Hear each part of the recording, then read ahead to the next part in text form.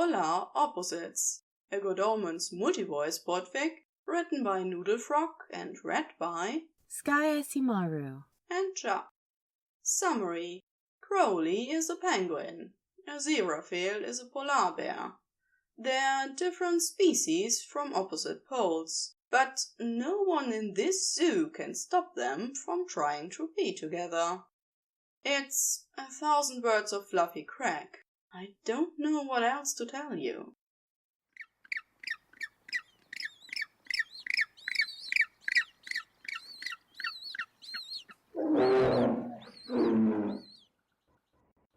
Gabe. The voice that droned out of the walkie-talkie and shattered his early morning peace was accompanied by a high feedback buzz that had him scrabbling for the volume knob. Gabe. Rolling his eyes, Gabe held down the button. What? The penguin is out again. Get him yourself, B.A. That little demon bit me last time. Besides, I'm busy with the... He looked around for the nearest exhibit. lemurs. A dry, flat laugh crackled through the speaker. Coward. He's what? As heavy as a fat cat? Maybe less. I don't care how much he weighs. He's an asshole. Can't you ask Uriel? Uriel's out today, and I really need someone to go in there with me. Gabe was beginning to have a very bad feeling about this whole situation. Go in there? He repeated. Go in where? There was a pause, then a sigh. He finally got into the other enclosure.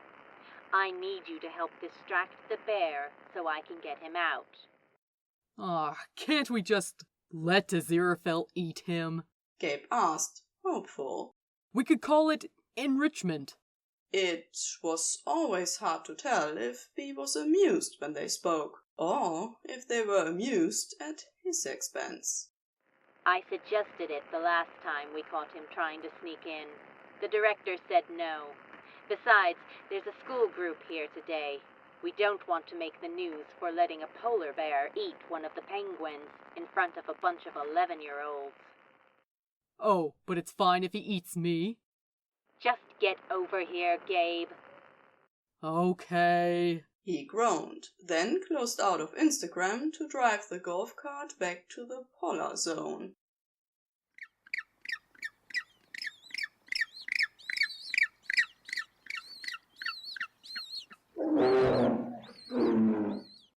The Garden of Paradise Education Center and Zoo had played host to an illicit relationship for the past 6 years, and Gabe Anger wasn't paid nearly enough to deal with it. Crowley was a yellow-eyed penguin, Megapedes antipodes in Latin. Megadick aspode, if you ask Gabe. The zoo had run a naming contest on Facebook when he'd hatched, and Gabe was convinced that the only reason he got that name was that the kid who suggested it was cute. That or someone stuffed the ballots, because what kind of stupid name is Crowley for a penguin? He's a penguin, not a crow. Though Gabe would be the first to tell people he was terrible at being a penguin. The aggressive little shit was at the top of the penguin shaming board in the staff lounge every week. Constant escape attempts, and more than a few successes. When they did manage to keep him locked up, he was always making trouble. If he wasn't stealing the other penguins' fish, he was hissing at them or knocking them into the water. He also liked biting the keepers, especially Gabe, and could be counted on to hawk up his fish on his shoes whenever he wore the nice ones. A favorite pastime of Crowley's was stealing from the guests who won the drawing to go inside the enclosure and help feed the penguins at lunch. Once, he stole a guest's sunglasses right off her face, and Gabe had been put in the position of having to reassure her that penguins couldn't transmit rabies. Naturally, Crowley was hated by almost everyone who spent much time with him, humans and penguins alike. Unnaturally, the only creature who could tolerate him was Aziraphale, the polar bear. Aziraphale was a former exotic pet, bought as a cub by some rich weirdo with more money than sense. Some kind of Jesus freak. Gabe didn't know the details, but they'd named their fluffy new ball of murder after some guy in the Bible. By the time he'd been seized by the police, he'd spent too much time around people to ever be released back in the wild, and so he'd found his way here.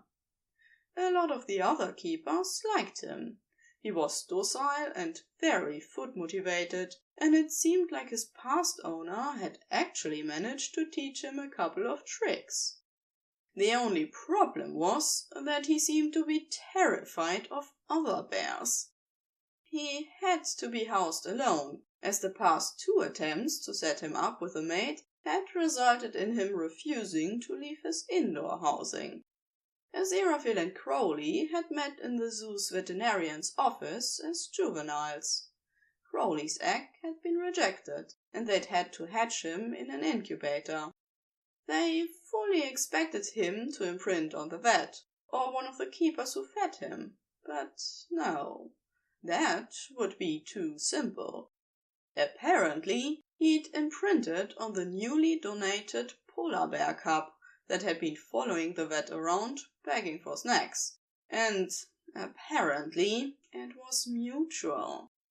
Gabe had been shown some photos that were absolutely not posted to the zoo's social media of a grumpy-looking brown chick sleeping on a much bigger ball of white fuzz.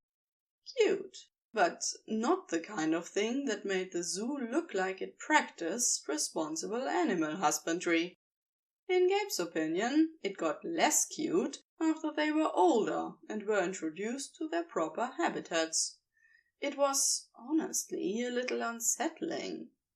Crowley spent all his non-bullying time standing on the tallest rock in the penguin enclosure, just staring through the glass barrier into the polar bear exhibit, oftentimes with a pilfered fish in his beak, like he wanted to feed Aziraphale. It was an obsession. There were near daily escape attempts, and the keepers almost always recovered him flapping against the glass of Aziraphale's habitat like he could climb it or fly over. Usually, Aziraphale spent the afternoons after these episodes moping, upset that Crowley had been taken away, or else pacing back and forth in the enclosure like a bear on a mission. But today somehow the little bastard had actually managed to get in. How he'd done it was beyond explanation. Ineffable, as the director liked to say. But as Gabe pulled up outside the polar bear exhibit, there was no mistaking it. The penguin and the polar bear were in the water feature together, just floating there, calm as anything. Gabe felt his headache growing.